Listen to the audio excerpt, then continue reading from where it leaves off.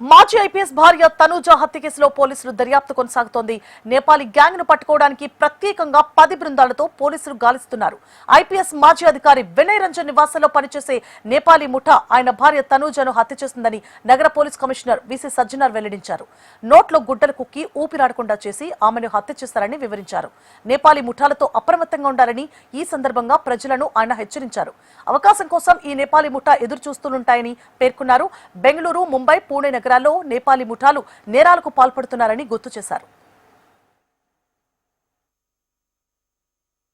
తెల్లారుజామున retired IPS officer Andhra Pradesh DGP Shri Vinay Ranjan Ray వాళ్ళ Mrs Tanuja Ranjan గారు ఒక మర్డర్ ఫర్ గెయిన్ కావడం జరిగింది. ఈ ఆఫెన్స్ తెల్లారుజామున 2 గంటల ఆయిందని చెప్పి మనం అందాజు చేయడం జరుగుతుంది.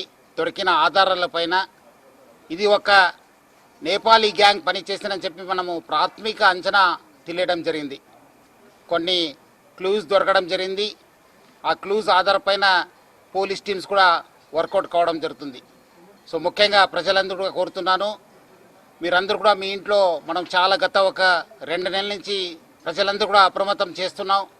ఈ నేపాలీ గ్యాంగ్స్ వల్ల అప్రమత్తం ఉండండి అని చెప్పి మన దగ్గర కాకుండా బెంగళూరు, బాంబే, పుణే దేశవ్యాప్తంగా చాలా చోట్ల కూడా ఈ ఒక నేపాలీ గ్యాంగు ప్రాపర్టీ ఆఫెన్స్ చేయడం జరుగుతుంది. ఇంట్లో ఎవరు లేనప్పుడు లేదంటే ఏదో ఫంక్షన్ వెళ్ళినప్పుడు ఇలాంటి నేరాలకి పాల్పడుతున్నారు. ఇక్కడిక్కడ మన రిటైర్డ్ డీజీ గారు బయటికి వెళ్ళినప్పుడు వేరే ఊరికి వెళ్ళినప్పుడు ఈ ఒక ఆఫెన్స్ జరగడం జరిగింది. పిల్లలు పైన ఉండడము, మేడం కింద ఉండడంతో పైన ఉన్న పిల్లలకి తెలియలేదు. సో బయట నుంచి వచ్చి ఇక్కడ ఇంట్లో పనిచేసే ఒక లేడీతోని వాళ్ళు కాంటాక్ట్ పెట్టుకొని ఈ నేరానికి పాల్గొన్నారని చెప్పి మనకు ప్రాథమికంగా తెలుస్తుంది.